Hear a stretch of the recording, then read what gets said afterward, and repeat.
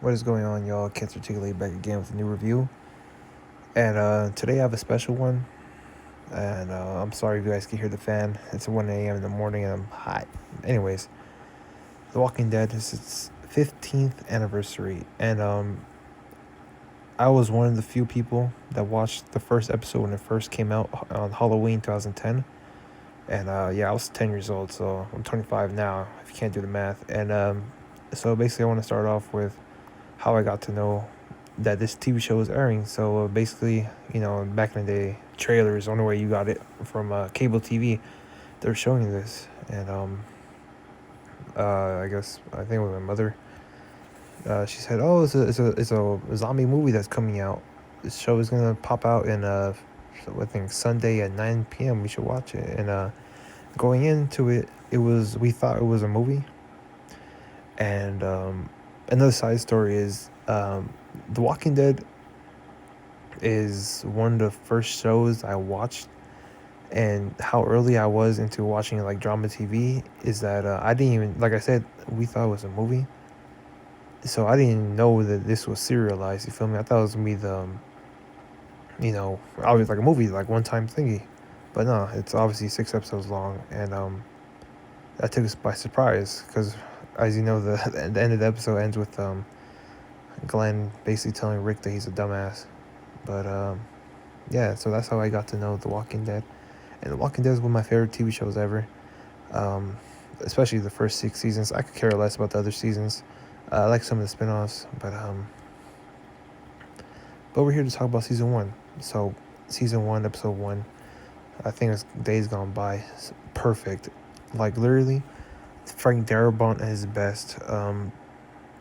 Dude, I'll get back to the Frank Darabont stuff later. But Days Gone By, great directing. The intro, the the car chase scene, Rick getting shot, waking up. What I love the most about this show, or season one especially, and what I love about like most horror films, is the lack of score, like the ominous feeling, because there's no stupid music going around. There is music in the episode, but they know when to play it and they know when not to, and they really knew it. I'm not saying that no music means ominous feeling, but that Frank Darabont. I don't know if he was acting as the music director as well, but did a perfect job, because it really, like, to this day I'm still spooked by, like, especially all of the first season, and just like, damn, this is zombie apocalypse happening. Like, obviously nowadays you turn on an episode of The Walking Dead, like I'm watching Daryl Dixon season 3, zombies whatever, but episode 1, when you saw a zombie, I was like, oh snap, damn, it's a zombie, you feel me? But nowadays that feeling is gone. But Frank Darabont back in the day knew what he was doing. I'm not sure if he directed this episode. Obviously he had to do something with this episode, but TV directing is different, but he knew what he was doing. And then, as I said earlier, we thought it was a movie, so we were confused, like, what the heck? And I didn't watch too many. I mean, I knew what TV shows were. I'm not stupid. I watched, SpongeBob, and I think I watched Angel back in the day. But yeah, there's a lot like the Walking Dead is like I say, like, it's around the time where I started really watching, like, binge watching TV shows. Like, I've been binge watching for 15 years. You feel me? I'm watching like 3 shows right now. But anyways, um, as I said, it ends with Glenn. And actually, let's go back to episode one. Episode one with Morgan. Obviously, Morgan, Lenny James, great actor, phenomenal actor. His kid that was there for a little bit, great acting. It's a perfect pilot episode. One of my favorite pilot episodes ever. And John Bernthal, amazing. Like, obviously, this is John Bernthal's biggest. This is what made John Bernthal famous. And Lenny James, even though he's not famous, but he did really good this episode. And he made an impact, because obviously the fans wanted him later on. And what was I gonna say? I think Lori, yeah. There was a horse scene, and then we saw. I think we saw Lori, and we saw Shane again. Then we saw Amy. And this one, all the acting was great. I don't care what anybody says. I don't give a damn. I'm a TV guy. I'm a telephile. You feel me? I'm not a cinephile. I'm a telephile. I think Andrew Lincoln's performance here in The Walking Dead is the best acting performance ever. Yes, I said that. I don't give a damn what you guys think. It's my channel, my video. If you don't like it, make your own channel. But Andrew Lincoln's as Rick Grimes, the best acting performance ever.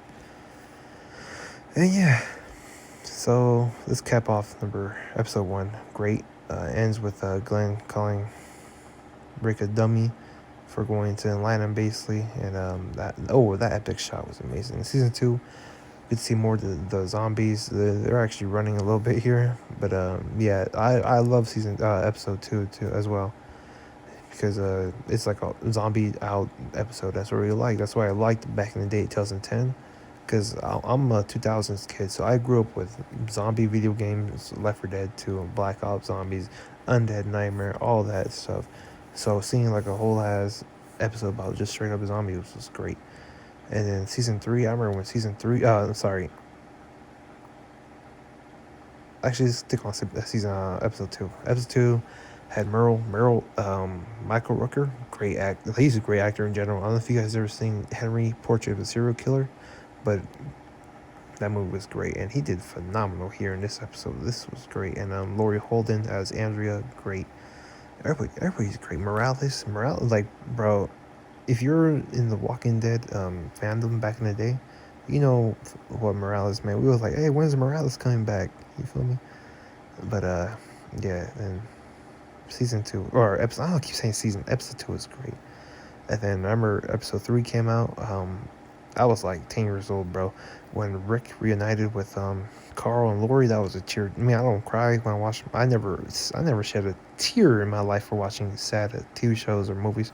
But when I was like 10 years old, watching Carl and Lori and Shane and Rick reunite again, that almost brought a tear to my 10-year-old eyes. And then they played a perfect song right there. Then episode 4, what was episode 4? I think episode 4 is the Vatos when they went to retrieve the guns. And I forgot Daryl. Norman Reedus, great actor as well. He was way more redneck here, and in the earlier seasons, and he did great. His character is perfect. I mean, and his acting is perfect. And yeah, we can see more of him in episode 4. He did that racist remark at Tito. I don't know why I'm bringing that up. I don't know. I rewatched the episode. I was like, what the heck? You know, racist jokes aren't funny, so I'm not gonna be laughing. All right. Anyways,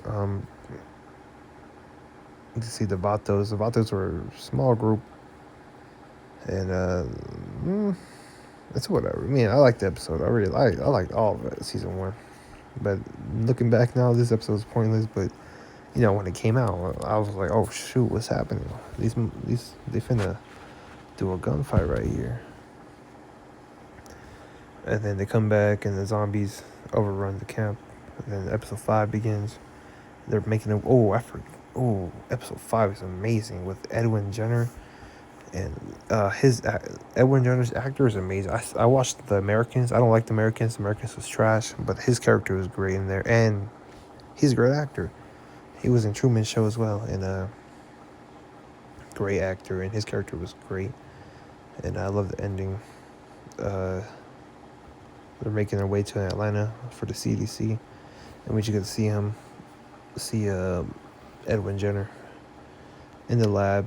He basically contaminated his cure, and it got destroyed.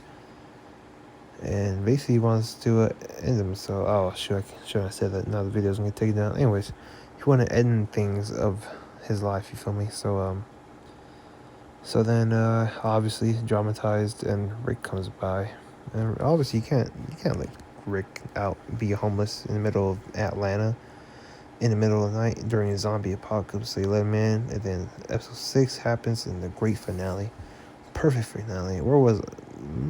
I remember when I was younger, it was 15 years ago. I thought it was great.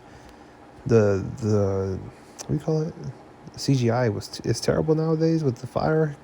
But back then, I was like, damn, a whole ass building just got exploded. Damn. And yeah, this whole season was great. Nostalgia. I don't care what MB says. Like I said, it's my channel, and I make my own rules. I do rate stuff on nostalgia as well. I I put nostalgia into my rankings. You feel me? And this season was super nostalgic because everything is perfect about it. Perfect pilot, perfect season, perfect directing. Frank Darabont is great, and then for them to let freaking what was his name, Darabont go because he wanted more money for each episode, and you freaking I think got fired. I'm happy he won the $200 million lawsuit, but anyways, they shouldn't have let Frank Darabont go. I mean, he's back in directing Stranger Things season 6 or 5, whatever it is. But you don't. If somebody, the person that directed Shawshank Redemption and Green Mile, asks for more money to do what he wants, you give it to him, bro. Especially for a cable TV show, back in 2010. You know how lucky you are. You think what? It's like getting Nolan to direct a TV show. You give him whatever he wants. Same thing with Frank Darabont. I mean, he's not a Nolan, but he made literally, probably, possibly the one of the greatest films ever, and then one of the best 3-hour film ever, and some other The Mist stuff, which was great. But anyways, you don't let that go. But yeah, final thoughts are Andrew Lincoln, great. John Berthold, great. Laurie Holden, great. What's this girl's name? I forgot her name. Sarah Wayne Kelly, great. Chandler Riggs, great. Norman Reedus, great. Matt Rooker, great. Everybody is great. Nostalgia, I love it. 15th anniversary. I watched this 15 years ago, Halloween night. Basically, one of the first TV shows I watched during that time. I watched Supernatural, Prison Break, The Walking Dead. Then I watched Lost, and then basically all the what's it called, Telebro TV shows. You feel me? But yeah, that's it. I love this show.